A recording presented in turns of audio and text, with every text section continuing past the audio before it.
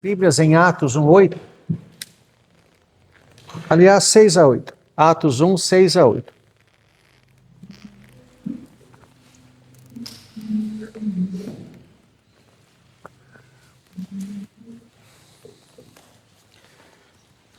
Atos capítulo 1, versos 6-8, diz assim a Escritura. Então os que estavam reunidos lhe perguntaram: Senhor, será este o tempo em que restaures o reino a Israel? Respondeu-lhes: Não vos compete conhecer tempos ou épocas que o Pai reservou pela sua exclusiva autoridade. Mas recebereis poder ao descer sobre vós o Espírito Santo, e sereis minhas testemunhas tanto em Jerusalém como em toda a Judéia e Samaria e até aos confins da terra. Vamos nos dirigir a Deus em oração? Senhor nosso Deus, nós te agradecemos de todo o coração por esta manhã, a oportunidade de estarmos juntos, dia do Senhor, para crescermos, ó Deus, na compreensão de tua palavra. E agora fala ao nosso coração. Dá-nos, ó Deus, cada vez mais desejo pela verdade, sede, ó Deus, pela justiça. Receba a nossa gratidão, perdoa nossos pecados. Oramos no nome de Jesus. Amém. Amém. Ontem nós estávamos falando que no Antigo Testamento, como é que ocorrem missões? É chamado missões ao contrário. Por que missões ao contrário? Os povos vinham até Jerusalém para ouvir acerca de Cristo. Isso. Ao invés de Deus enviar missionários às nações vinham até Jerusalém. A dinâmica era, pelo cumprimento da aliança, na própria aliança, Deus disse que se o povo fosse fiel, o resultado seria o quê? Prosperidade, bênção sem medida. E isto atrairia os povos até Jerusalém. E eles então mostrariam qual era o motivo de tal prosperidade e tamanha bênção, o Deus da aliança. E ofereceriam então a aliança aos povos. Né? Então vejam, é aquilo que nós temos falado desde sexta-feira. O Deus de Israel não é o Deus de Israel. É o Deus revelado a Israel, mas é o Deus de toda a terra. Né? Não é um Deus nacional. Isso é uma coisa muito interessante, porque até o Antigo Testamento, os deuses eram deuses dos povos. Cada povo tinha os seus deuses, eram politeístas, tinham seus deuses. E quantos deuses pode ter um politeísta? Quantos quiser. Então era muito comum ele também começar a introduzir deuses de outros povos no seu panteão, né? Vamos dizer, no grupo de deuses que ele reconhecia para poder adorar. E Yahvé mesmo, o Deus de Israel, era adorado em outros povos. Né? Mas veja, não como o único Deus. Isso é uma coisa muito interessante, veja. No final de Josué, no livro de Josué, nós temos Josué dizendo: escolhei hoje a quem servais. Aos deuses de vossos pais, da além do Eufrates, aos deuses dos amorreus cuja terra habitais, mas eu e a minha casa serviremos ao Senhor. Lançai dentre vós os ídolos que há entre vós. E vejam, isso quer dizer que durante a conquista da terra, o povo continuou idólatra. Lançai de vós os ídolos que há entre vós. Então Deus cumprindo a promessa, e o povo continuava a ter ídolos. Agora a pergunta é: quantos deuses existem? O Deus verdadeiro só existe um Deus verdadeiro. Como que eu, se conheço esse Deus verdadeiro, adoro um outro Deus? A questão é, se eu adoro outro Deus, eu creio que há outro Deus além de Yahvé? Então eu conheço Yahvé de fato? Porque se eu conheço a Deus de fato, Yahvé, o único Deus verdadeiro, eu sei que há quantos deuses? Um só. Se eu estou adorando um outro junto com Yahvé, o que isso me mostra? Que eu não conheço de fato Yahvé, porque se eu conhecesse de fato, eu saberia que existe um único Deus e é Ele. Então veja como a questão da idolatria é uma coisa extremamente perigosa. Quando você é um idólatra, você estabelece outros deuses, você está mostrando que não conhece Yahvé. Porque quantos deuses existem? Só um, e é Yahvé. Se você conhecesse o único Deus verdadeiro, você jamais buscaria outro Deus, porque você sabe que não há outro. Né? Então, Isso, meus irmãos, é uma coisa muito importante. No Antigo Testamento, quando nós vemos, por exemplo, o povo começar a adorar ao Senhor, né? Então, Deus revela o seu nome através de Moisés. Qual era o seu nome? Eu sou o que sou. O verbo raiar no hebraico, o verbo ser, está compondo o tetragrama sagrado, as 4 letras, né, que compõem o nome de Deus. Yahvé, o verbo raiar está ali, provavelmente indicando que Yahvé é uma contração, um resumo da expressão eu sou o que sou, ou eu sou. Mas veja, Deus revela o seu nome para mostrar ao povo quem ele era, o eu sou. Em que ambiente, em que contexto, em que situação você fala o seu nome? Você é inquirido. Você é inquirido, mas aí você está sendo inquirido. Mas quando naturalmente você diz? Quando você está se apresentando. Então, Deus está se apresentando ao povo.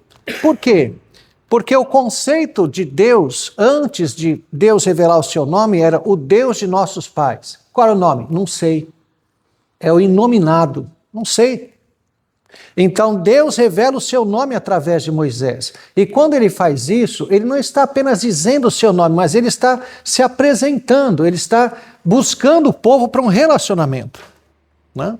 Quando você diz, é isso, você já se sentiu assim, todos nós, né? Quando um estranho te chama pelo nome, você não se sente um tanto estranho, né? Você se sente em desvantagem, porque ele sabe quem você é, mas você não sabe quem ele é. Vejam como isso é interessante. O nome é uma abertura. Se ele sabe o seu nome, ele tem uma abertura que você não tem. Então você se sente desconfortável. Você já, peraí, você me conhece de onde? Você já vai querer saber, porque você fica numa situação como que em desvantagem nesse relacionamento. Então você quer saber o nome dele, de onde ele vem, quem ele é, como se ele sabe, para você poder igualar a situação, né? Então vejam como isso é poderoso, quando você conhece o nome de alguém.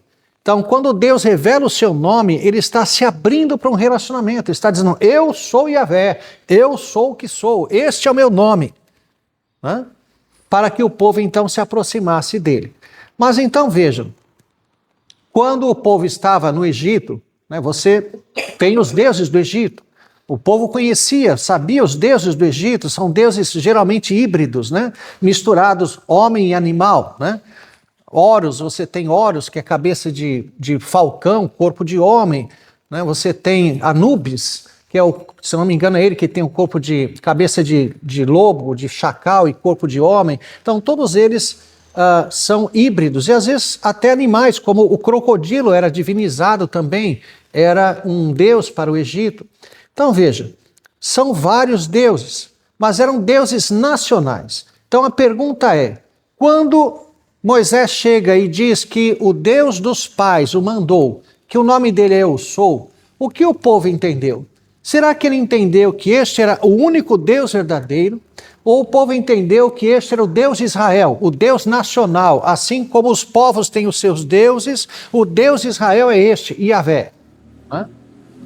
Muito provavelmente, eles entenderam que era o Deus deles. E que com o passar do tempo, eles foram entendendo que este Yahvé é o único Deus, não há outro Deus. Você tem o Shema, né? Deuteronômio 6:8. Ouve Israel, o Senhor nosso Deus é o único Senhor. Então veja que aí você já tem uma especificação. Eles vão entendendo que esse Yahvé é o Deus sobre toda a terra, não é apenas o Deus de Israel. É o Deus que criou todas as coisas. Aí vem Moisés para dar Gênesis, dar o Pentateuco, que é uma espécie de composição do povo, de história do povo. Gênesis parte do geral para o particular. Parte do mais geral possível, que é a criação de todas as coisas, e vai afunilando até Abraão, para explicar a origem do povo, a história do povo. Um povo sem história, um povo sem identidade, sem passado, né? Ele precisa de uma origem, ele precisa de uma explicação de sua própria existência. Então, o Deus de Israel não é um Deus de Israel, mas o Deus de toda a terra revelado a Israel. Sempre foi isso. Nós vimos ontem, né? A promessa de Deus a Abraão: em ti são benditas todas as famílias da terra. Vimos que isso se refere ao planeta, todas as nações, não apenas Israel. Então, o propósito de Deus sempre foi abençoar todos os povos, não apenas Israel. Né? Então, veja, antes da composição do povo, antes do chamamento de Abraão, onde estava o povo de Deus? Quem era o povo de Deus? Antes de Abraão ser chamado. Não tinha?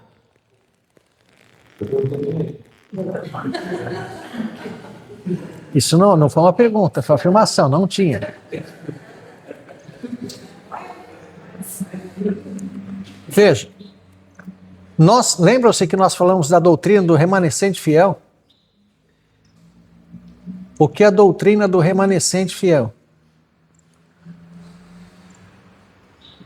O que é remanescente?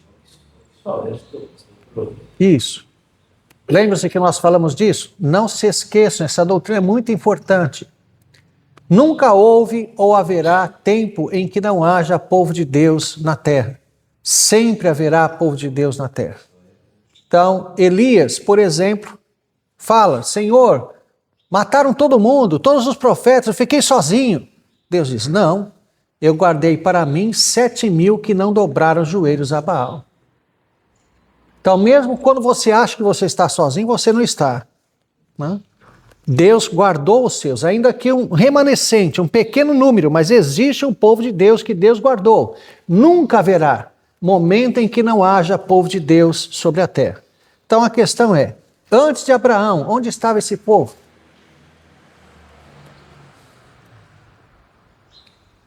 Na terra, com certeza. Mas quem era? Bom, antes de Deus escolher Abraão, na verdade, concretizar na história a sua escolha eterna, né? De fazer de Abraão um povo, uma espinha dorsal, para que os povos se aconchegassem em Israel, como já disse, né? Missões ao contrário. Né? Antes de isto acontecer, Deus pensava os seus eleitos em toda a terra, através de revelação direta. Hã? Entenderam isso? Então não havia um povo, mas havia eleitos de Deus em toda a terra, e Deus se revelava a esses específicos, e essas pessoas individualmente conheciam o Deus verdadeiro. Não. Eram pessoas espalhadas, exatamente. Aleatório é um termo exato. Isso, espalhadas, né? Pela terra. Então veja, nós temos exemplo disso na Bíblia. Abel foi um. Não, isso, vamos dizer, isso já no início, né? Era um filho de Adão, alguém que estava diretamente ligado ainda à ordem da criação. Mas estamos falando de pós-diluviano. Próprio Noé. Mas Noé era só mesmo. Pastor, e Noé? Só que Noé. Não, Noé e sua casa. Pois é, mas só os seus. Exato, mas é um remanescente. Deus preservou. Que é, vamos dizer, o mínimo, né, que nós vemos nas escrituras. O remanescente ali porque Deus eliminou uma humanidade inteira e ficou apenas com uma família para repovoar a terra. Nós vamos voltar aí para falar das 70 nações. Mas veja, nós temos exemplos na Bíblia. Quem foi Jó? Quando Jó viveu? Há muito tempo. Bastante. Que Jó vive antes de Abraão. Jó viveu no período patriarcal ou pré-patriarcal, né? Ou seja, ele foi contemporâneo de Abraão ou até antes.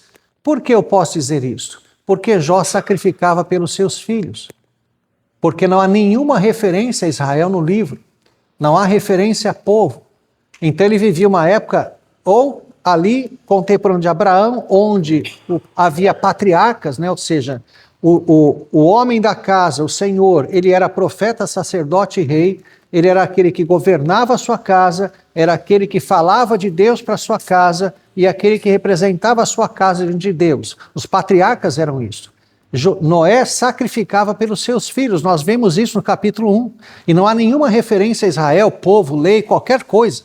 Então é um período anterior à formação do povo, ou contemporâneo ainda dos patriarcas, mas dali para trás, não para frente. Não é? Um outro exemplo.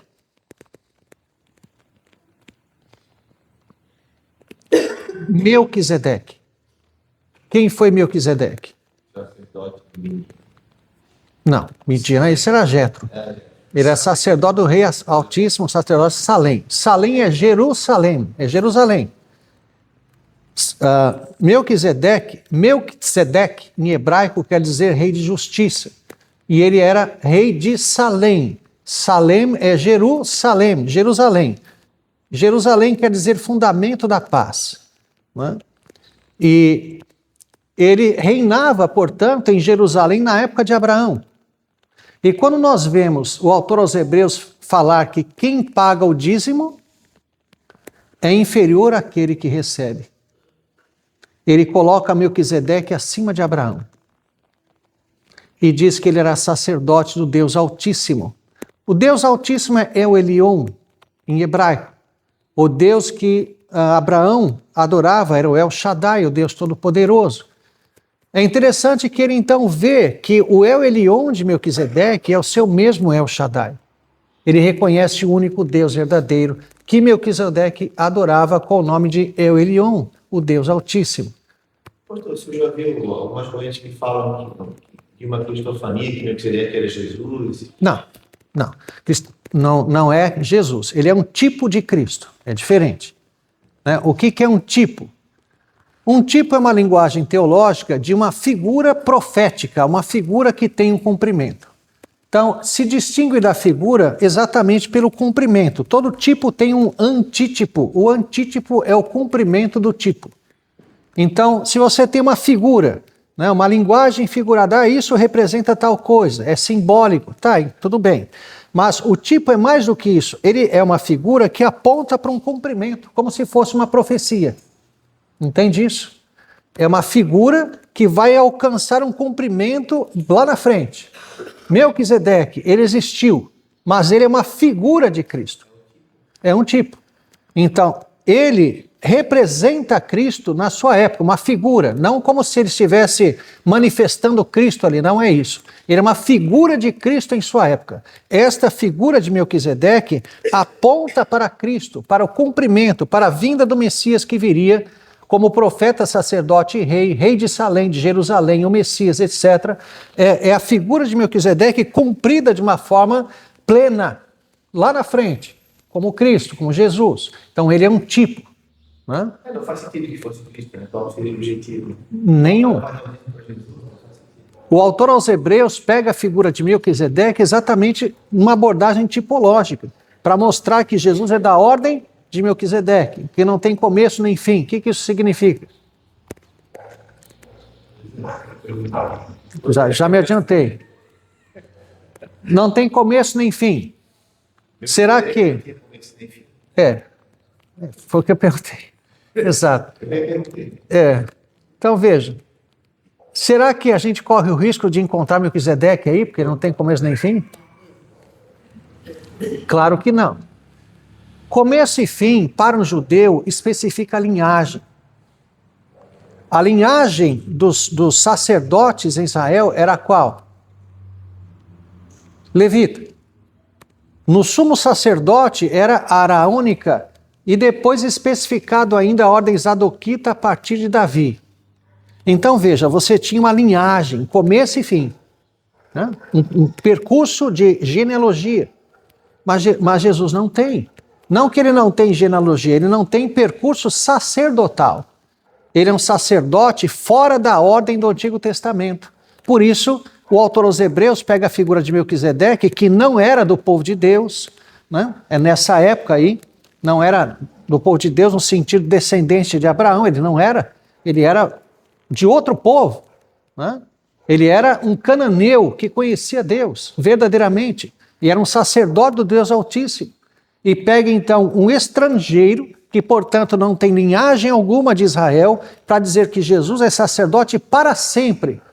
Então veja como que a figura de Melquisedeque, que não tem linhagem, não, nesse sentido, essa figura se cumpre em um sacerdote eterno, um sacerdote que não tem começo nem fim, né? Que é o de Cristo. Então, a ausência da linhagem de Melquisedeque, que é dita como não tendo começo nem fim, essa ideia de começo, não ter começo nem fim, é aplicada a Cristo com o sentido de um sacerdócio eterno, né? Melquisedeque, portanto, é um exemplo disso, como alguém que não era da linhagem de Abraão e que conhecia Deus. Então, como conhecia Deus? Porque Deus revelou-se a ele, né? Então, no período anterior à formação do povo a partir de Abraão, Deus se manifestava diretamente ao eleito, né? E essa pessoa conhecia a Deus. Era assim que funcionava, né? A partir da formação, então, nós temos o povo de Israel nessa linhagem de Abraão, né? Isso é muito forte, né? Deus poderoso se revelando às pessoas para se deixar se conhecer, né? E hoje a gente também precisa dessa revelação através do Espírito Santo, que é o Espírito Santo que convence o mundo da justiça, das pecados, da justiça de Cristo, né? Para que a gente possa entender Cristo. Sim. Então, Deus continua se revelando, só que veja, agora não é uma revelação pessoal direta nesse sentido, né? De chamar a pessoa diretamente, mas através da palavra de Deus escrita, através de, vamos dizer, uma mediação da palavra que não havia naquela época, por isso Deus chamava diretamente, né? Hoje ele chama pela pregação da palavra, né? Nós até falamos, né, se um milagre pode converter alguém, né? Presenciar um milagre pode... O conhecimento de Deus sem essa revelação. Exatamente. Então veja, ainda que alguém presencie uma ressuscitação, não pode ser convertido, porque ele só pode ser convertido pelo conhecimento da palavra mediante o Espírito. Se não houver isso, né, não há conversão, né? Ele pode ficar extasiado, maravilhado, mas não vai conhecer a Deus sem a palavra mediante o Espírito, né? Então, isso é importante. Então, veja, no Antigo Testamento nós temos isto. Até a formação do povo, Deus chamava pensando de toda a terra, né? Por isso, vejam, é uma coisa interessante. Você encontra conceitos verdadeiros de Deus em religiões pagãs, né? Não muitos, mas alguns. Por quê? Porque são reminiscências de experiências verdadeiras de crentes em períodos muito antigos. Tradições que vieram, por exemplo, Jonathan Edwards acredita que tradições até pré-diluvianas sobreviveram pela família de Noé e que quando as nações se espalharam, as 70 nações de Gênesis 10, essas tradições a respeito de conhecimentos bíblicos foram também disseminadas em culturas pagãs. Então vejam, não estou dizendo que uma religião pagã é verdadeira, eu estou dizendo que é possível, eventualmente, você encontrar alguma verdade, alguma coisa correta, algum princípio verdadeiro em alguma religião pagã, que são sobrevivências de tradições antigas e de experiências de verdadeiros crentes em períodos muito antigos, que permaneceram nessas culturas, né? Aqui no Brasil é interessante, os jesuítas, eles acreditavam que Tomé havia passado por aqui. Já ouviram isso? Livro de Cristo. Passar em São Tomé também. Eu tenho uma coleção de livros de cartas escritos dos jesuítas, são uns 15, 20 livros. E muito interessante. E lá você tem Manuel da Nóbrega, José de Anchieta e outros falando dessa crença. Por que isso? Porque os índios diziam... Bom, primeiro que os índios eram muito receptivos à palavra, né? O que os jesuítas acreditavam ser uma espécie de predisposição por algum ensinamento que eles já tinham recebido por algum cristão que havia passado por aqui. Então, eles acreditavam assim, né? Mas, na verdade, não era, né? Tem um autor muito interessante, um antropólogo chamado Eduardo Viveiro de Castro. Ele escreveu um livro muito interessante chamado A Inconstância da Alma Selvagem. Esse livro, ele faz uma abordagem interessante sobre o sermão de Antônio Vieira, um padre que é até hoje um dos ícones da língua portuguesa. Os sermões dele são peças de escrito de língua portuguesa fascinantes. No seu sermão sobre o Espírito Santo, ele faz a seguinte comparação. Ele dizia que o europeu era como mármore e o ameríndio, o indígena, como a murta. A murta é um arbusto, né? Uma planta. Ele dizia que para você moldar o europeu, você tinha que esculpir, era duro, como mármore. Né? Era difícil. Mas uma vez que você esculpiu, ficou ali. Agora, o índio, o ameríndio, o indígena, você era como a murta. Né? A planta você lá corta, facinho. Só que na semana que vem está assim. Né? Então já está tudo fora. Então, o índio, o ameríndio, o indígena, ele aprendeu desde sempre a manipular o europeu. Ele dizia o que o europeu queria ouvir para que pudesse ganhar as coisas que ele queria. Né? E isso aí acontece muito, viu? Em missões. Você tem que ter muito cuidado em povos como indígenas, africanos. É muito comum esse tipo de coisa, de eles rapidamente querer aceitar o que você está dizendo, não porque eles foram convertidos, mas porque eles estão interessados em coisas que você pode dar para eles. Exatamente. Então, às vezes, em relato, a tribo inteira foi convertida. Vocês já viram conversão no atacado? Eu nunca ouvi falar. Né? Todos eleitos? É difícil você achar todos eleitos em uma família. Agora, imagina uma tribo toda. Aí vem o relatório missionário, 300 convertidos. Tem que ir com calma. Nesse negócio de relatório, eu não gosto desse negócio. Né? Porque isso aí geralmente não espelha aquilo que é a realidade. Bom, então vejam, voltando aos índios. Então, os índios diziam aqui no Brasil que Sumé havia passado por aqui, Sumé. Pela semelhança com Tomé, os jesuítas acreditavam que o apóstolo Tomé havia passado por aqui. No Rio de Janeiro, há numa praia, umas pedras bem no lado do mar, assim, na encosta, onde você tem como se fossem pegadas, afundadas na pedra, assim, pegadas, parece pegada mesmo, sabe? E os índios diziam que Sumé tinha deixado aquilo. Então, incrível que eu já ouvi essa história. Já ouvi essa história, até passagem, e eles falavam que era aqui do Mato Tudo. É uma pedra aqui do Mato. Também tem aqui? Pé de Jesus, né? Você vê. Então tá bom, eu vou acrescentar isso também. Então veja. Então há isso, obviamente isso é uma lenda, né? Não tem nada, Tomé não passou por aqui, não é isso. Mas é interessante como essas coisas são faladas, né? Mas no caso do Brasil, por uma questão que não tem realmente nada a ver com a verdade, né? Mas então vejam, em Gênesis 10, logo depois do dilúvio, nós temos as chamadas 70 nações. O número 7 para os judeus significa o quê? Perfeição, ou totalidade, né? Uma ideia de algo completo, como as 7 igrejas de Apocalipse, as 7 taças, sempre uma ideia de algo completo, inteiro, né? A ideia da perfeição também. O número da Trindade é 777, né? Não só de Boeing, né? O nome da Trindade também 777. E você tem a Trindade satânica em Apocalipse, que é o número da besta, o 666, né? O 6 para o judeu é aquele que é quase 7, né? Quer ser o 7, não é, né? É o que disfarça, é o que finge, né? Mas não é o 7.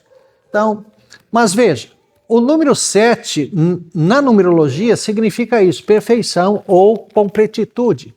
Mas na cultura hebraica significa o gentil. Tá bom? Sim. O 7. O 7 é o número do gentil. E o 12, o número de Israel. Veja, Lucas, que é o autor mais gentílico que nós temos dos evangelhos, como temos falado, Atos, o segundo livro de Lucas. Vocês sabem que Lucas é o maior autor do Novo Testamento, né? Somando o evangelho de Lucas e Atos, dá quase 30%, 27% do Novo Testamento. Ele é o maior autor do Novo Testamento. E ele não é judeu, é o único autor gentílico, é Lucas, né? E ele faz questão de falar Veja, Jesus enviou de dois em dois. Quantos? Só 70? Ele envia de 2 em 2 2 vezes, não é isso? Ele envia 12 de 2 em 2 e envia 70 de 2 em 2. O 12 significa o quê? A evangelização do judeu. O 70 já antecipa a evangelização dos gentios, né? Lucas, ele vai selecionar um material mais voltado para o gentio. Enquanto Mateus, que é o evangelho mais judaico, ele registra o Sermão do Monte na Galileia, Lucas, ele vai registrar no capítulo 6 o chamado Sermão da Planura, que é um Sermão do Monte adaptado a uma realidade mais gentílica, né? E o 7, portanto, tem essa ideia, né, por causa das 70 nações. Se você abrir lá em Atos capítulo 6, na chamada eleição dos diáconos, né, qualquer estudioso do Novo Testamento, de fato, não vai reconhecer ali diáconos. Não é que não haja diáconos, os diáconos existem, mas não havia diácono naquela época de Atos 6. Né? A palavra diácono não acontece, não ocorre no texto. Existe o verbo diaconel, que é o verbo servir, que é aplicado de forma extremamente lata, ampla no Novo Testamento. E se você for ver lá, né, dá uma olhadinha lá, vira aí, só para vocês, Atos 6. Vejam como Lucas narra este episódio. Houve dissensão, murmuração, por quê? Qual foi o problema? O que aconteceu? As viúvas helenistas. O que é uma viúva helenista? O que é um judeu helenista? Então veja, Helene em grego quer dizer grego.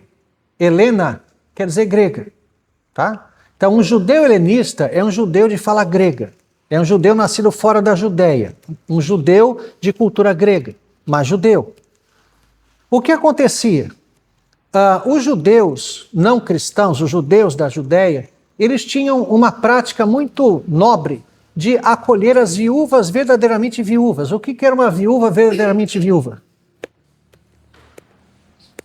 Que vai realmente morreu.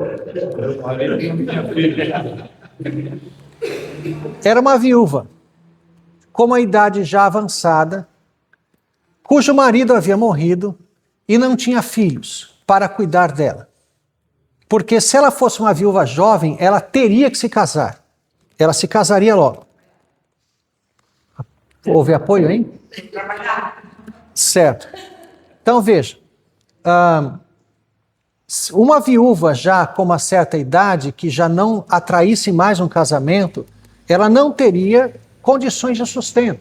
Então o que o judeu da Judéia fazia? O judeu, ele dava comida diária a essas viúvas. Então essas viúvas, agora helenistas, as viúvas de judeus nascidos fora da Judéia, se encontrassem nessa situação de não ter sustento, por não ter marido nem filhos, elas davam um jeito de ir para a Judéia, porque lá elas sabiam que teria comida todo dia. Vocês lembram daquela viúva pobre que deu todo o seu sustento? 2 moedinhas de cobre, que era equivalente a 1/3 de um dia de um trabalhador comum? Então pegue aí o nosso salário mínimo, divida por 30 para achar um dia. E divida esse um dia por 3. Isto era todo o sustento dela. Né? Então veja, não chega a R$50. E era todo o sustento dela, se fosse na nossa época. Né? Qualquer um de nós colocar um chapéu ali na Ercílio Luz, ali, em qualquer lugar aí, ficar meia hora, consegue mais R$50, sentar no chão ali, né?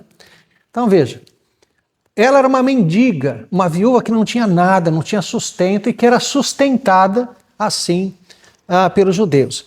Então, o que fez a igreja de Jerusalém? A igreja, os cristãos judeus, adotaram a mesma coisa, continuaram essa prática.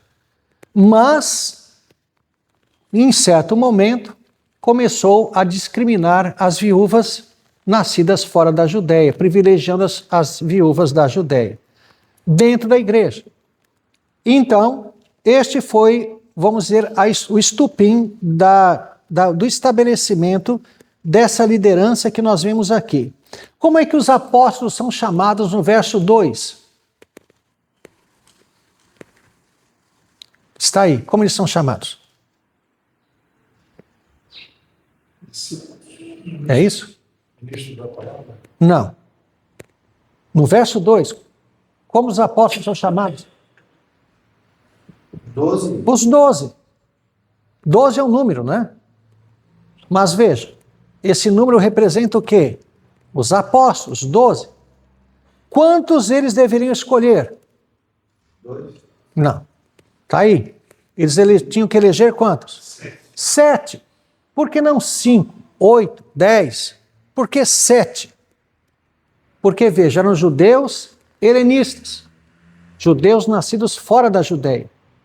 Portanto, o número representativo do gentil, eles não eram gentios, eram judeus helenistas, mas do mundo gentílico era o 7. Então, o que nós vemos aqui é a composição de uma liderança judaico-helenista. Uma liderança de judeus helenistas, de judeus nascidos fora da Judéia, para trabalhar, evangelizar, assistir os judeus nascidos fora da Judéia que estavam em Jerusalém. Por isso, 7. Diz aqui, não é razoável que nós abandonemos a palavra de Deus para servirmos às mesas. Quem é que fazia esse serviço até então? Os 12. Eles estão dizendo, vamos então eleger 7 para fazer isso. Mas será que era só isso? Veja, toda a lista nas Escrituras, ela está em ordem decrescente, do maior para o menor. Toda a lista. Então veja, quem foi eleito? A lista. Quem era o mais importante? Está aí no verso 5. Estevão. Depois. Filipe. Então veja, Estevão, e ainda é dito, homem cheio de fé e do Espírito Santo. Por quê? Foi o primeiro mártir. Ele foi o mais importante desses 7. Segundo, Filipe. Quem foi Filipe? O maior evangelista de Atos. E quem é o último? Nicolau. Alguns acreditam que, lembram-se dos Nicolaitas de Apocalipse, uma ordem imoral dentro da igreja? Alguns acreditam que esse Nicolau aqui, que é o único, veja, ele não era nem mesmo judeu helenista, ele era um prosélito. O que é um prosélito? Um gentil convertido ao judaísmo. Ele não era nem judeu, ele era um gentil que havia se convertido ao judaísmo. Alguns acreditam que esse Nicolau é o pai dos Nicolaitas lá de Apocalipse, que ele se desviou daqui, e esse é um princípio interessante, porque dos 12, um era diabo, E dos 7 parece que um também. Bom, mas de qualquer forma, veja, o que nós temos aqui? Todos nomes helênicos. Todos judeus helenistas, e um nem judeu helenista era gentil de fato. Por que tudo isso? Escolhei dentre vós 7, todos eles judeus helenistas. Para quê? Para trabalhar com judeus helenistas. Então o que nós temos aqui é uma divisão de trabalho. Os apóstolos continuaram trabalhando com os judeus da Galileia, da Judéia, e estes aqui trabalhariam com judeus que estavam lá, mas que eram nascidos fora da Judéia. Eles foram eleitos para servir à mesa, é isso? Estevão morreu porque deixou cair uma coxa de frango no colo de alguém, foi isso? Por que Estevão morreu? O que ele estava fazendo? Pregando a palavra. Vocês já viram o diácono ter como ofício pregar a palavra? É isso? É ofício diaconal pregar a palavra, sim? Exatamente. Será que então Estevão estava fazendo algo fora do seu ofício, algo que ele não deveria fazer, e ainda apoiado pelo Espírito que fazia com que ele fizesse milagres ainda? Vocês já viram milagre, diácono fazer milagre? O único milagre que eu já vi um diácono fazer foi da subtração do gasofilácio, e foi triste. Né? Então, veja. Diácono não faz milagre. E além disso, Filipe, no capítulo 8, ele batiza um eunuco. Já viram diácono batizar? É do ofício do diácono batizar? Não. Então o que nós temos aqui não são diáconos. Qualquer estudioso do Novo Testamento não vai dizer que aqui são diáconos. Existem os diáconos, veja. A primeira referência a presbítero está no capítulo 11. Não havia presbítero e diácono ainda. Né? O que nós temos aqui é a composição de uma liderança judaico-helenista para trabalhar com judeus helenistas na Judéia. E veja, a quem Estevão foi pregar? Vejam o verso 9. Alguns que eram da sinagoga chamada dos libertos, dos sirineus, dos alexandrinos, da Cilícia, da Ásia, todos judeus helenistas, todos de fora da Judéia. Então, Estevão foi pregar a judeus helenistas que estavam ali na Judéia. Então veja a importância do número 7, a importância de nós entendermos isto. O envio dos 70, os 7 que são escolhidos aqui, porque é uma referência ao mundo helênico, ao gentil, embora aqui fosse judeu, mas um judeu que morava no meio gentílico. Por isso, o número 7. E por que o 7? Por causa das 70 nações de Gênesis 10. A tabela das nações que é referida ali. Né? Mas isso para os irmãos, então, apenas entenderem isso, como o número 7, ele tem esse significado também. Na numerologia, é perfeição, algo completo. Mas na cultura, significa o gentil. É o número do gentil. O 12, o número de Israel. Por favor. Mas pensando um pouquinho nessa condição da escolha para que esses homens levassem a palavra aos helênicos, né? Helenistas, a expressão do servir as mesas, no verso 2, no final dele, me chamaria atenção para essa questão diaconal. Exatamente. Então, ocorre o verbo diaconel, com certeza. Mas o verbo diaconel significa servir, né? Assim como o substantivo significa um servo. Né? No caso aqui, o que foi o estupim para isso foi o servir as mesas. Né? Foi a questão da distribuição das ofertas. Mas claramente, pelo desenvolvimento do texto, não foi só isso. Porque eles assumiram a pregação e o cuidado dos judeus helenistas. Então percebe-se que os apóstolos realmente fizeram uma divisão.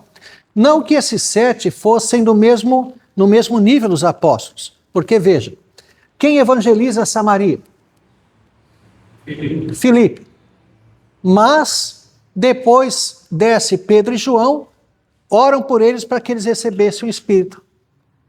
Então, veja, eles eram uma liderança que era acessória, né? Eram assessores dos apóstolos, mas não no mesmo nível.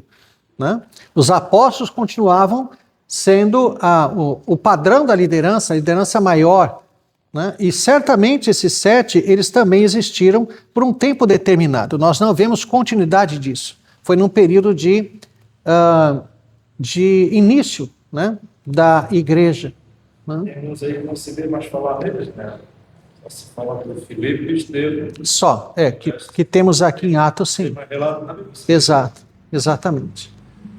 Eu tenho um texto escrito na Fides exatamente sobre essa liderança judaico-helenista de Atos 6. Bom, mas... então, voltando para Atos 1:8, veja. Recebereis poder ao descer sobre vós o Espírito Santo. O Espírito Santo, ele já estava presente no Antigo Testamento, sim ou não? O que foi o derramamento do Espírito?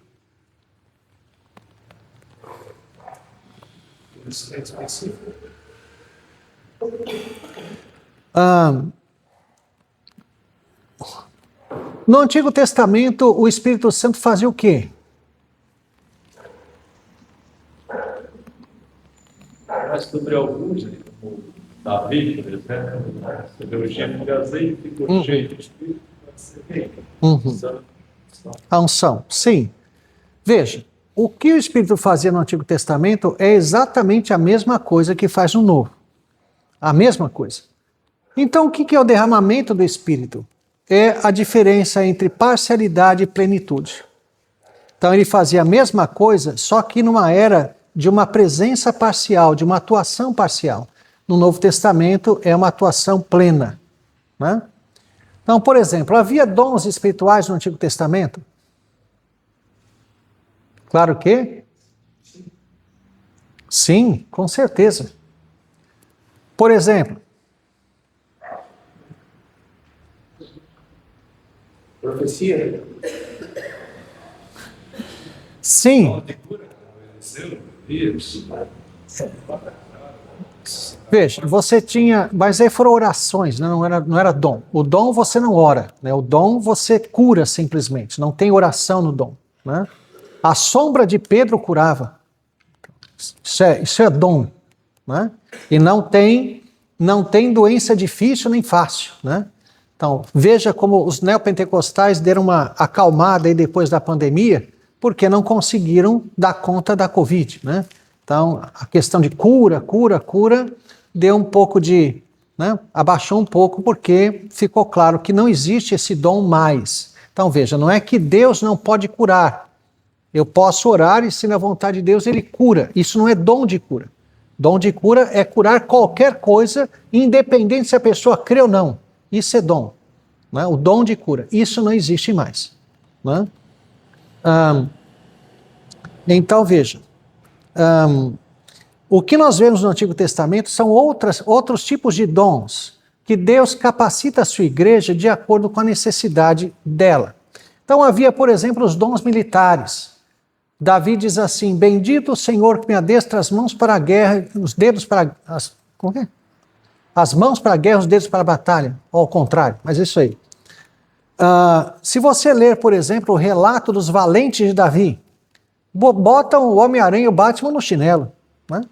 Que sozinho matava 300. Quando eles batem tanto sangue, né? Grudava, né? Sozinho matava 300. Isso não é normal. Davi, quando ele mata Golias, você já viu alguém com força suficiente para cravar uma pedra na testa de alguém? Mesmo com a funda? Não, isso não é normal. Deus concedeu a Davi naquele episódio uma força sobre-humana. Isso aí não acontece. A força para você cravar uma pedra na testa de alguém, mesmo com uma funda, que é isso? Tem que ser muito forte para isso. Né? Sansão. Né? Sansão. São todos dons espirituais. Você já imaginou se Deus desse a força de Sansão para um pastor hoje? Ia ser uma beleza. Reunião de conselho é 2 minutos. Um tapa na mesa, tudo resolvido. Tá certo que ia ser uma mesa por reunião. Mas um tapa na mesa, todo mundo concorda, tudo resolvido. Então veja. Por que Deus não dá a força de Sansão para um pastor hoje? Porque essa não é a realidade da igreja. No Antigo Testamento, a igreja era um povo que lutava militarmente, fisicamente contra outras nações. Então fazia sentido você dar habilidades bélicas, força, fazia sentido. Para nós hoje não faz sentido. Não é? Então havia dons militares, havia dons de sabedoria. Por exemplo, a sabedoria de Salomão. Os dons de interpretar sonhos de Daniel, de José, que eles não apenas interpretavam, mas aplicavam com extrema sabedoria, né? Aquilo que entendiam. Né? Havia dons de artífices, né? Para fazer, por exemplo, os utensílios do tabernáculo. O texto, Deus disse, eu colocarei neles o meu espírito. Né? Exatamente. São dons espirituais, para uma realidade de uma igreja diferente. Então veja, quem fazia isso? O Espírito Santo. Quem convertia? O Espírito Santo. Quem dava as revelações? O Espírito Santo. Ou seja, fazia exatamente a mesma coisa. Só que na realidade do Antigo Testamento, em uma época parcial. Né? E o que nós temos no Novo Testamento, então, é a plenitude do Espírito. A era da plenitude do Espírito. E isso faz toda a diferença, né? Então, quando se diz aqui, recebereis poder ao descer sobre vós o Espírito Santo, e sereis minhas testemunhas, tanto em Jerusalém como em toda a Judéia e Samaria, até os confins da terra, mostra exatamente aquilo que nós falamos no início. Vejam que a religião de Israel não era uma religião de um Deus nacional, era de um Deus de toda a terra.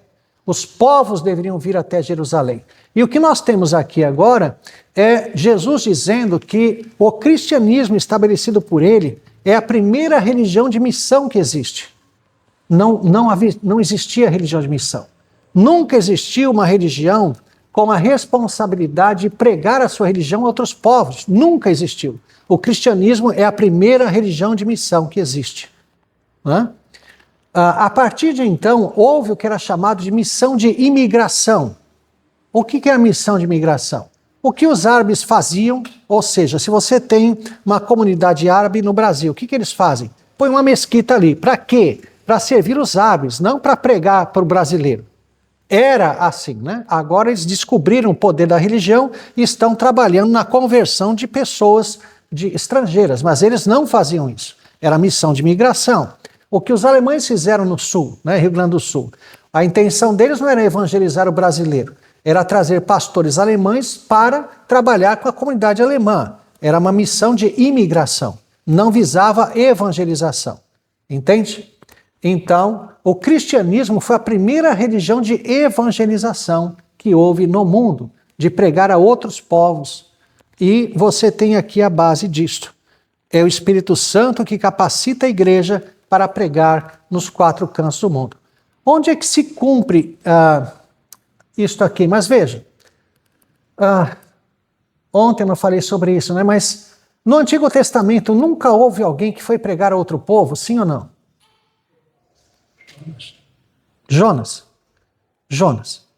Então veja, Deus mandou Jonas a Nínive para a conversão dos ninivitas, sim ou não? Os ninivitas foram convertidos? Então veja, o que foi que Jonas pregou aos ninivitas? Conversão? Destruição. Juízo. Certo? Não foi oferecer aliança, foi dizer, Deus vai acabar com vocês. Foi isso. Esse é um evangelismo explosivo mesmo, né? Então veja, no Antigo Testamento, o que era necessário para participar do povo? Para que você fosse povo de Deus no Antigo Testamento, o que era necessário? Circuncisão. Os ninivitas foram circuncidados? Não. Que mais? Eles guardaram a lei? Não. Eles assumiram o compromisso de ir a Jerusalém para adorar? Não. Quem que eram os ninivitas? Né? Eu estive no Iraque, em Bagdá. Nínive ficava a 40 quilômetros acima, que hoje é Mossul. Né? Veja, o que eram os ninivitas naquela época? Era a capital do Império Assírio. Quem era o Império Assírio? Que havia deportado o Reino do Norte. Né? Quer dizer, então diz o texto de Jonas, que desde o imperador até os animais, todos jejuaram. Certo, se está lá, foi isso. Mas isso foi para a conversão, então, como já disse, se uma tribo não há conversão no atacado, vocês já viram a conversão do império inteiro? Desde o imperador. E até os animais jejuaram, né? Será que também foram crentes? Né? Então veja, foi isso. Ou eles simplesmente acreditaram na pregação. Porque vejam, lembra-se quando Sadraque, Mesaque e Abednego são lançados à fornalha de fogo ardente?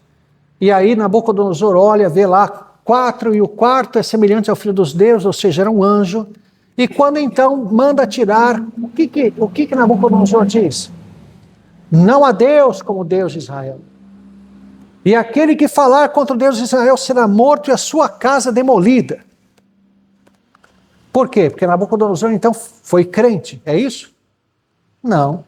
Ele apenas reconheceu mais um Deus no seu panteão. No meio de todos os deuses que ele adorava, ele assumiu mais um. Esse é poderoso. Né? É isso. Não houve conversão em Nabucodonosor, mesmo com palavras desse calibre. Né? Então, o que aconteceu com os ninivitas foi acreditar que de fato haveria destruição. E eles reagiram a isso. Vamos jejuar, vamos mostrar que nós não queremos. E Nínive não foi destruída naquele momento, porque não muito tempo depois foi. Acreditaram na mensagem. Então veja, qual a diferença entre arrependimento e remorso? Não ser temporário. Arrependimento sincero, remorso é... Basicamente o seguinte, o arrependido, ele lamenta o que ele fez, e o remorso lamenta as consequências do que ele fez. Né? Judas se matou por quê? Por remorso ou arrependimento? Ele se arrependeu, está no céu, não é isso? Por isso é chamado filho da perdição. Judas foi para o inferno, mas ele chorou pelo que ele fez, porque as consequências, ele não queria a morte de Cristo daquela forma, etc. Ele chorou. É remorso. Chorou pelas consequências do que ele fez. Mas se ele não tivesse matado, continuaria um ladrão como ele era. Não houve arrependimento. Não? Era de Pedro. Pedro também chorou. Chora amargamente e depois Jesus o procura para o restaurar. Tu me amas, né, etc. Não? Veja, um dos textos mais dramáticos que nós temos nas Escrituras está na carta aos Hebreus, quando é dito que Esaú procurou arrependimento entre lágrimas e não encontrou. O que foi isso? Remorso. Ele chorou apenas. Ele chorou, lamentou a perda da primogenitura. Mas ele continuou o mesmo ímpio que ele era. Não houve arrependimento. Não? Então, aplicando isso aos ninivitas, foi como que um remorso antecipado. Né? Eles estavam fugindo da consequência do que eles fizeram. Por isso, jejuaram, sentaram em pano de saco, cinza, né? Vestiram pano de saco, cinza, mas não houve arrependimento. Por causa disso tudo. Por quê? Não houve circuncisão, não guardaram a lei. Quer dizer, não há vida com Deus nenhuma. E não existe uma conversão de um império, desde o imperador até... Quer dizer, não é possível. Ainda que o imperador tivesse convertido, como que não libertou o Reino do Norte, então? Continua a mesma coisa. Então, não houve conversão. No entanto, Jesus diz o quê? Alguém se lembra? Mais misericórdia. Que os ninivitas se levantarão no juízo contra esta geração. Então vejam, por que então Deus mandou Jonas a Nínive?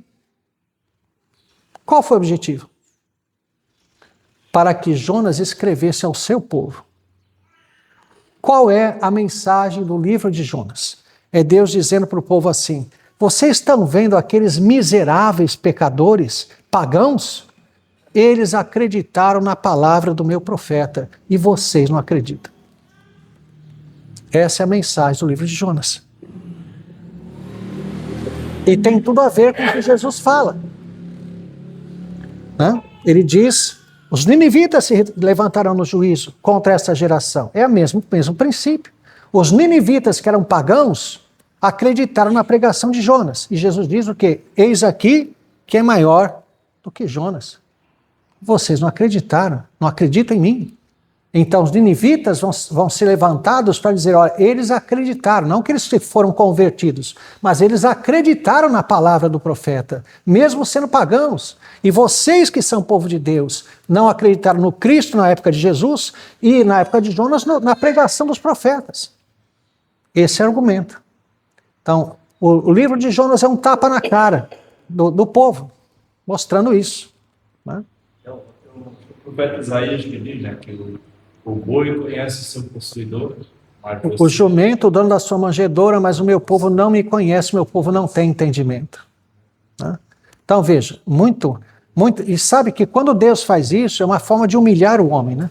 Porque ele está dizendo, o animal reage melhor do que vocês, o animal tem um comportamento mais digno do que vocês, o boi conhece quem o possui, vocês são meus. O jumento, quem o alimenta, o dono da sua manjedoura. Eu alimento vocês, Deus está dizendo. Vocês não me conhecem. né? Certo. É muito interessante.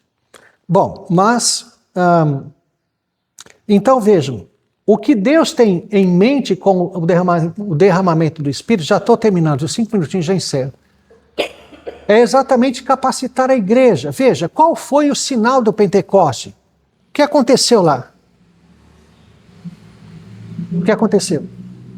Também veio para o Espírito como entenderam. Isso. Primeiro eles ouviram o som de um vento impetuoso, né? Em hebraico, espírito é ruar. Ruar é um termo onomatopaico. A onomatopeia é uma figura de linguagem que o som da palavra se liga àquilo que representa. Então, o som do vento impetuoso é ruar, né? Aquilo que vem avassalador, que não consegue deter. Então, quando se diz que ouviu-se o som de um vento impetuoso, é o Espírito Santo, ruar, né? E o que eles viram? Línguas de fogo pairando sobre os apóstolos, né? Vejam, por que língua? Porque está associada à pregação da igreja. A pregação da igreja é língua de fogo. O fogo, nas escrituras, significa o quê? Juízo e purificação. Quando nós pregamos o evangelho, para que nós pregamos? Qual o resultado da pregação? Jesus diz, aquele que crer e for batizado, será salvo. E quem não crê? O anúncio do evangelho não é apenas para a salvação. É isso que, é lógico que nós pretendemos é a salvação. Mas na verdade é um divisor de águas. A pregação é fogo. Ela vai purificar o eleito e vai colocar juízo sobre o ímpio, né? Exatamente. Creu ou está condenado. Por isso, línguas de fogo. Ou restaura, purifica o eleito, ou se não é eleito, juízo, fogo, né? Então, é isso, línguas de fogo. E os apóstolos falaram o quê?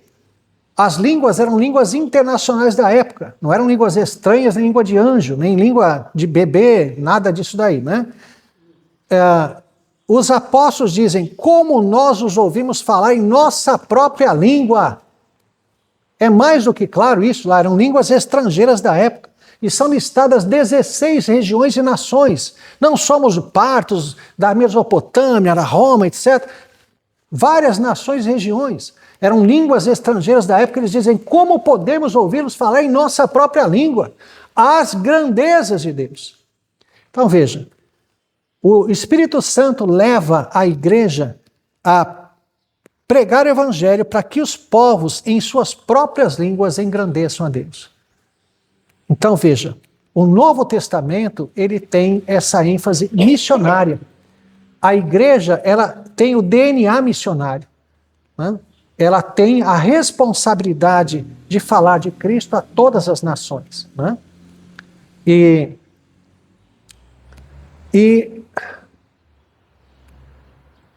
a responsabilidade é da igreja. Hoje se debate, por exemplo, na missiologia, a legitimidade de agências missionárias.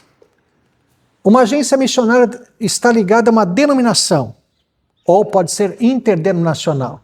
Mas na Bíblia, a responsabilidade de evangelizar os povos é da igreja ou de uma agência missionária? Então se debate isto. Se a igreja local mantivesse um missionário em outro país, mantendo esse missionário,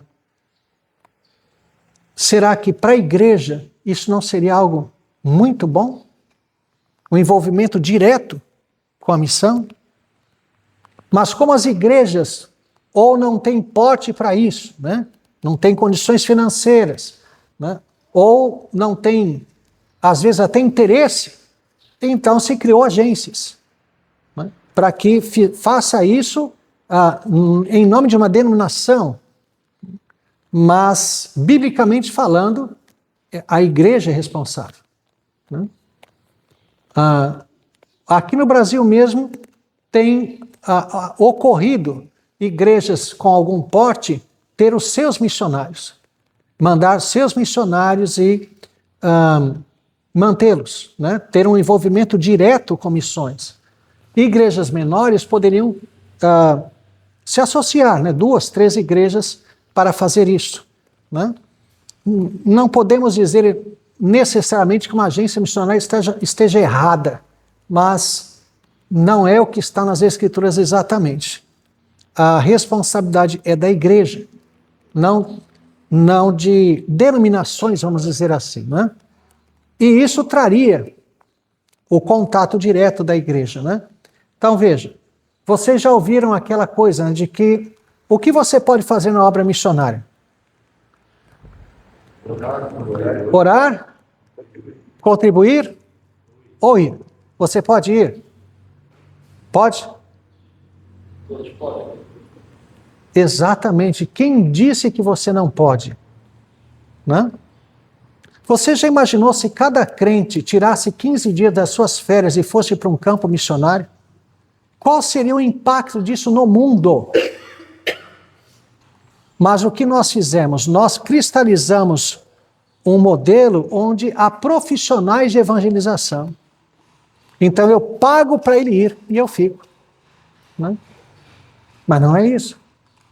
Nada contra os chamados missionários. A questão é que todos nós deveríamos ir. Todos. Né? Eu tenho ido, na medida do possível, eu tenho ido apoiar campos missionários. Vejo isso uma responsabilidade. Né? Eu não sou o missionário dentro da categoria de um missionário, mas eu vou aos campos e faço o que eu posso fazer lá. Né? Então, se cada crente pensasse assim, ia haver um incremento no trabalho de evangelização mundial magnífico. Né? Mas nós deveríamos falar mais sobre isso, se Deus permitir, à noite, sobre a realidade de missões nos nossos dias. Tá bom? Pastor, sim. Poxa, primeira pergunta da manhã, vamos lá. A primeira não. Nem todo irmão tem condições de... Claro, pode fazer missão no Brasil, sim, mas sair para fora... Tá, então, veja, é o que eu pretendo falar, mas veja, a palavra missão não é bíblica. Não existe na Bíblia a palavra missão. O que existe é a palavra evangelização, proclamação, pregação. Então, veja, quando nós falamos uma igreja missionária, esta é uma igreja missionária? O que é uma igreja missionária? O que é? Quando você fala, essa é uma igreja missionária. Por quê? Porque sustenta 3, 4 missionários, certo? Aí você fala, é uma igreja missionária. Aí você pergunta, quantos convertidos entram pelo trabalho dessa igreja aqui? Pela evangelização dos irmãos? Ninguém. Aí você fala, que raio de igreja missionária é essa? Que paga para ir pregar lá no outro continente, mas aqui ninguém faz nada. Então, isso daí é uma cortina de fumaça. Para a igreja pensar assim, nós estamos envolvidos nas missões. Não. Primeiro que eu não sou contra a palavra missão, eu sou contra o que se cristalizou, esse modelo de que missionário que vai lá, você paga para ir lá e você fica aqui, você, né, o crente, sem fazer nada. Né? Então, por isso a questão de evangelização. Evangelizo onde? Onde evangelizo? Em todo o mundo. Aqui, no outro país, evangelizo em todos os lugares. Quando eu falo missão, é onde? É sempre em algum lugar distante. Aí para tentar, vejam só que coisa interessante, para tentar fazer a igreja atuar na cidade, criou-se missões urbanas. O que é missão urbana? É evangelização, gente. O que é isso? Para tentar despertar a igreja para evangelizar na própria cidade, então você traz o conceito para dentro, missão urbana. O que é isso? É evangelizar. Pura e simplesmente assim. Fazer discípulos de todas as nações. Né? Não é... A ideia de missões, volto a dizer, não é um erro. A questão é como isso se cristalizou. Porque nós, então, adotamos um sistema onde você tem profissionais de evangelização, a igreja paga para ele pregar em outro lugar e se sente confortável, mesmo ninguém evangelizando ninguém onde está. Quer dizer, que raio de igreja missionária é essa? O que a irmã ia falar? Mas eu já fiz lá atrás, e pregando o evangelho para todas as criaturas. Ali já havia problema de todas as atividades da igreja. Exato. Aí é missão, também pregação locais, também distante. Então. Certo? Então, se ele prega o evangelho a toda criatura ali, Jesus já reduziu o que ele fez. Tá. A questão é que todos nós temos que pregar. Se eu tenho condição de, por exemplo, ir à África, à Ásia, eu vou. Se eu não tenho, eu estou evangelizando aqui, posso ir, por exemplo, numa tribo indígena, a quilombola. Se você quer aquilo que é chamado de experiências transculturais, você não precisa sair do país para isso até. Você tem refugiados, você tem vários grupos étnicos, culturais, que são específicos, que você poderia trabalhar na evangelização deles. A questão é que a igreja hoje, ninguém mais evangeliza. Ninguém evangeliza. O crente não evangeliza mais. E ele se sente bem simplesmente pagando. Então eu estou aqui, todo mês eu tenho minha oferta missionária. Aí se sente atuante no reino de Deus. O que ele faz? Nada. Ele paga. Só isso. Isso é uma igreja missionária? Isso eu vejo na realidade da nossa igreja aqui. A gente não vê conversões de pessoas. Está vindo pessoas que já passaram por outra igreja e vindo para cá. Não tem alguém que veio, então, se converteu. Então, eu acho que falta esse desafio, o pecado, realmente, essa pregação que move o coração do ser humano. A Igreja Presbiteriana do Brasil, hoje, ela é extremamente devedora dos neopentecostais. Né? Por quê? Porque eles evangelizam. E aí, por causa de Hernandes Dias, por causa de Nicodemos, especialmente, eles ouvem as pregações e vão procurar a Igreja Presbiteriana. Exatamente. Porque os presbiterianos não evangelizam ninguém. Ninguém. Pode haver uma exceção, mas ninguém evangeliza. Né? Então, o que nós temos são ondas de neopentecostais, agora também congregação cristã, né? Alguns estão vindo. Né? Nós somos devedores a essas denominações aí, porque o crente presbiteriano não evangeliza ninguém. Né? Aí depois forma uma igreja missionária. É um contrassenso. Né? Até porque evangelizar também muitas vezes, até dentro da nossa própria casa, né? A começar da nossa própria casa. Alcançar lá, mas eu não estou alcançando nem da minha casa. Talvez. Qual a definição mais bíblica de evangelização? Jesus deu, falando de um texto que não tinha nada a ver com evangelização, mas é um aspecto de antropologia bíblica mais profundo. Ele disse, a boca fala do que está cheio o coração. Isso é evangelizar. Você já recebeu uma bênção muito grande? Já? Quando você recebe uma bênção muito grande, o que naturalmente você começa a fazer? Você começa a falar para todo mundo, não é isso? Existe alguma coisa mais abençoada do que Jesus em seu coração? Se o seu coração está cheio de Jesus, o que naturalmente vai acontecer? A boca fala do que está cheio o coração. Então, quando eu chego numa igreja que diz que está tendo treinamento para evangelização, eu falo, a vaca já foi para o brejo. Acabou. Eu nunca vi alguém evangelizar porque fez curso. Olha meu diploma aqui, agora eu vou evangelizar. Que é isso? Não existe isso. Né? A evangelização é fruto direto da comunhão com Cristo. Se eu tenho meu coração cheio de Cristo, cheio de Jesus, naturalmente eu vou falar. Eu não vou precisar daquelas ciladas, né? Às vezes você vê o crente pensando assim, eu vou pegar ele lá no trabalho, na hora do almoço, quando ele descer, esse cara vira, pego ele ali. Não é assim, não preciso planejar isso. A evangelização acontece na conversa natural, no ambiente da palavra. Vocês já pararam para pensar que nós fizemos um pacto de não tocarmos no nome de Cristo, referência a Deus, qualquer referência à palavra, em qualquer conversa que nós tivermos, nós evitamos ao máximo. Gente secreta. Agora, como assim? Se eu sou crente, eu deveria propositalmente falar de Jesus quando estou falando de política, de futebol, receita de bolo. Eu estou lá citando a Bíblia, eu estou lá falando de Deus, falando de Jesus. Eu vou abastecer o carro, olha, Deus te abençoe, fique com Deus. Eu tenho que mostrar quem eu sou. No meu e-mail profissional, põe um versículo bíblico. Mas se eu fizer isso... Já ouviram falar de perseguição? O crente hoje não é perseguido por quê? Porque ninguém sabe que ele é crente. Então, lá no seu e-mail profissional, lá no seu trabalho, o espírita coloca um pensamento espírita, o filósofo tal, mas se você colocar um versículo bíblico, não pode. Como assim? Ah, se eu puser, vai ser perseguido? O que a Bíblia fala? Todos quantos querem viver piedosamente em Cristo Jesus serão perseguidos. Quantos? Todos. Quando?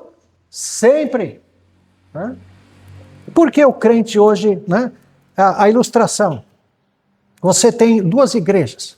Numa, você vê muitos demônios entrando pelas portas, paredes, aquele alvoroço demônio. Na outra, você vê um demônio sentado no telhado. Qual é o perfil dessas igrejas? Essa que tem um monte de demônio. Que igreja é essa? É a igreja fiel. A igreja fiel, ali o diabo tem trabalho. Ali os demônios estão em alvoroço, tentando fazer alguma coisa. Agora na outra o diabo está de férias, né? Está lá sentado, tranquilo, não precisa fazer nada, né? O crente faz nada. Vai perseguir quem quer dele. Tá bem, exatamente. Exatamente. Então veja, nós temos uma visão extremamente equivocada de vida cristã. Né? Nós buscamos a Deus para que Deus se agrade de nós e faça o que nós queremos. A ideia de servir a Deus na seara, de ser um servo, de realmente colocar a cara para bater, como se diz, dizer eu sou um crente, vou falar disso, vou falar de Jesus, o crente não faz mais isso. Especialmente o crente presbiteriano não faz isso. Né? Ele não fala de Jesus para ninguém. E evita ao máximo. E aí o que acontece? Né? Aí fala assim, bom, mas eu tenho tanta dificuldade. É lógico que tem. A pessoa que está do seu lado, ela nem sabe que você é crente. Aí se de repente você vira para ela assim e fala, você conhece Jesus? Dá até taquicardia, né? Como assim? De onde veio isso? Agora se você é um crente que por Jesus transbordar o seu coração, você está sempre falando dele, então está falando de futebol, você, olha, tem um verso nas Escrituras que diz assim. Isso ainda não é evangelização. Você está conversando, olha, certa vez Jesus falou assim, isso ainda não é evangelização. Mas a pessoa que está conversando com você, ela sabe quem você é. E ela sabe que em algum momento você vai evangelizá-la. Ela vai estar até esperando por isso. Né? Agora, de repente você vem com um negócio, Jesus te salva, quer dizer, pessoa, de onde surgiu isso? Sai um salto assim, do nada. Entregar folheto, eu não chamo isso de evangelização, não é evangelização. Né? Não sou contra entregar folheto, mas não chame isso de evangelização. Evangelização é você conversar com alguém e comunicar Cristo com clareza àquela pessoa. Isso é evangelizar. Isso. É mais estatística aí, né? Literatura evangelística, 5.000, 10.000, quem veio? Ninguém. Quer dizer, como eu disse, não sou contra, mas eu sou contra chamar isso de evangelização porque não é. Né? Outra coisa que você já tocou aqui é dar comida. Fizemos muito disso. Em uma congregação em Monte Alegre, que o pastor dava comida naquela pobreza, não tinha muito pobres, pão, café com pão, congregação morta, não converteu ninguém. Aqui também a gente está dando alimento, dá cesta básica, não muda ninguém. Não tem transformação nele. Hoje existe o que é chamado de missão integral, que é, apesar do nome, uma heresia. Porque é exatamente isso. O que se pensa? Vou dar cesta básica, vou dar um curso de música, eu vou pagar uma consulta no médico. Né? Bom, podemos fazer isso, até devemos, mas isso não é evangelizar. Eu tenho que comunicar a Cristo. Isto é evangelização. Né? Outra coisa, a vida, né? Se você faz tudo isso, mas não tem vida, a pessoa olha para você, parece Cristo. Com as próprias obras desdiz o que quer falar. Né? Aqui a gente faz a extração, como o presbítero está dizendo, E muitas vezes tem um período que a gente deixa de dar, meu Deus, uma encrenca, tá, pastor? Vira direito adquirido. Encrenca, porque, meu Deus, por que deixou de dar para mim? Não, É. mas isso não é justo, tá dando para todo mundo, por É. que não tá dando ainda para mim? É. Briga, É. tá? Sai comigo. Podemos e devemos ajudar, desde que haja a pregação do Evangelho. Né? Não só alimento material, qualquer coisa, isso não é evangelizar em hipótese alguma. Né? Mas, vamos parar por aqui. Tem muito mais para falar, mas vamos parar por aqui. E se Deus quiser, à noite deverei falar sobre a chamada Grande Comissão. Vamos até revisitar algumas coisas que falamos aqui, mas vamos expandir um pouco mais também. Tá bom? Então vamos fazer uma oração e vamos parar por hoje. Senhor nosso Deus, graças te damos de todo o coração, porque podemos abrir a tua palavra, meditar nela. Te agradecemos, ó Deus, porque o Senhor, por tua palavra, ó Deus, fala ao nosso coração. Pedimos, ó Deus, que haja um despertamento na vida de cada um, para que nós, ó Deus, falemos daquilo que está cheio o nosso coração. Mas para isso temos que ter tempo de qualidade contigo. Temos que ter, ó Deus, leitura da palavra, oração, em tempo, ó Deus, de qualidade, para que nós, de fato, tenhamos Jesus transbordando o nosso coração, para que falemos dele, ó Deus, com toda naturalidade, a cada momento, como aquilo de mais importante, o nosso tesouro. E sendo assim, falaremos dele, ó Deus, com entusiasmo e alegria. Abençoa-nos assim. Desperta a tua igreja para a realidade, ó Deus, da evangelização mundial, que começa onde nós estamos e até onde o Senhor puder nos levar, quiser nos levar, dentro das nossas capacidades, das nossas posses, mas que nós nos coloquemos nas tuas mãos e o Senhor haverá de nos abençoar. Assim, receba a nossa gratidão, perdoa nossos pecados, oramos no nome de Jesus. Amém. Que Deus abençoe a todos.